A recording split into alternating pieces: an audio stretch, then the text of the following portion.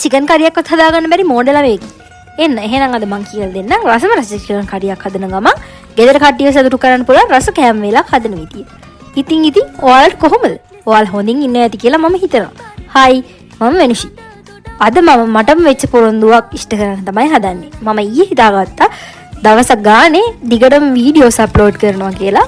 මොකද මගේ ජර්නි එක මාස දෙකක් විතර යනකම් ටික කාලයකට නතර වෙලා තිබ්බේ. කන්ටෙන්ට් ක්‍රියේටර් කෙනෙක් විදිහට හරියට vlogs අප්ලෝඩ් කරන්න පටන් අරගෙන දැනට අවුරුද්දක් වෙනවා. ඒ කියන්නේ ගිය අවුරුද්දේ මේ වගේ කාලෙක තමයි මම කන්ටෙන්ට් ක්‍රියේටර් කෙනෙක් වෙනවා කියලා හිතාගෙන හිටපු හීනේ හැබෑ කරගන්න මුලින්ම පටන් ගත්තේ. මම මුලින්ම YouTube එකට කලින් අප්ලෝඩ් කරේ TikTok එකට පොඩි short day vlogs mini vlogs කරලා ඊට පස්සේ තමයි YouTube එකට මම අත ගැහුවේ. දැන් මගේ YouTube එකේ subscribers 1000කට වඩා ප්‍රමාණයක් මාත් එක්ක ඉන්නවා. ඉතින් ඔයාලා හැමෝටම thank you මගේ videos බලනවට like කරනවට comment කරනවට. ඉතින් අපි බලමු දැන් කොහොමද මේ chicken curry එක හදාගන්නේ කියලා.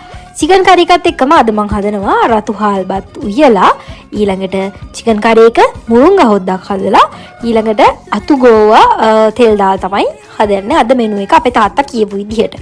එතකොට කොහොම හරි මුලින්ම chicken එක marinate කරගන්න ඕනේ.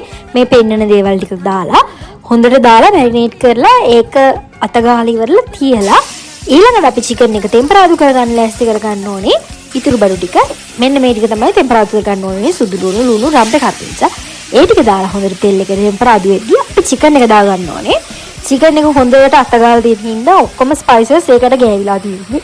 දැන් තියෙන්නේ අපිට chicken එක මෙහෙම අඩු ගින්දරේ මෙහෙම හොඳට හදාගන්න.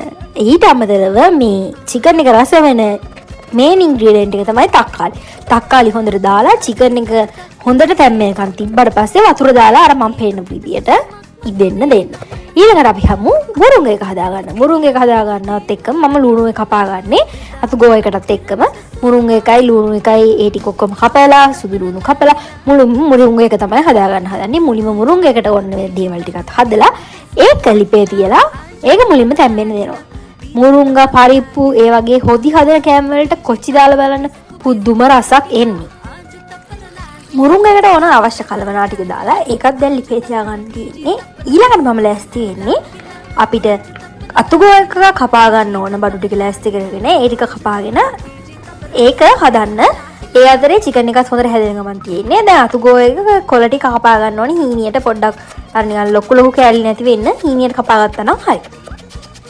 කොළ ටිකත් මේ විදියට හීනියට කපාගෙන ඒකට ඕන ලුණු සුදු ලුණු කොච්චි හම්පේ කරපිංච ටිකත් කපාගෙන මම ඊළඟට ලෑස්ති වෙන්නේ ඒකේ වඩු ටික ලෑස්ති කරගෙන ඒක පුයන්න. මේකම මුරුංග එකට හොඳට අර තැම්බිලා තියෙන ලුණු ටිකට ඒවට දා ගන්නවා මුරුංග ටික.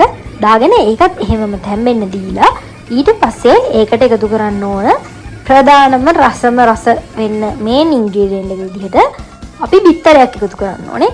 බිත්තරෙන් තමයි ගේම ගහන්න පුළුවන් රස කරගන්න පුළුවන් මුරුංගයි.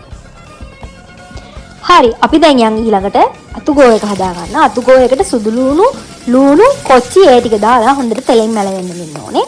ඒත් එක්කම මේකට එකතු කරන්න ඕනේ අපිට කැමති රස පදමඩ. ඒ කියන්නේ සැර කැනක් කෙලින් නම් ගොඩක් දා ගන්න කැලි මිරිස්. Tamanට කැමති ගන්නට කැලි මිරිස් දා ගන්න. මට මදි කියලා හිතුණා ලුණු. ඉතින් මම තව ටිකක් දැම්මා. ලුණුත් එක්ක හොඳට කලවම් වෙන්න කැලි මිරිස් ටික දාලා හොඳට කැලි මිරිස් ටික කලවම් කරගන්න. ඊළඟට තමයි යුද්ධ තියෙන්නේ. දැන් මේ හැඩි වෙලා විනාශ වෙලා තියෙන මුළු කොසියම ලස්සන රස කරගන්න ඕනේ. ඒ අතරේ මට තාත්තගෙන් කෝල් එකක් එනවා ඉක්මනට ෂොප් එකට එන්න කියලා බුද්ධ පූජාව එයා තියන්නම් කියලා. මේ තියෙන්නේ මං අද උයාගත්ත රසම රස ලස්සන කෑම වේල.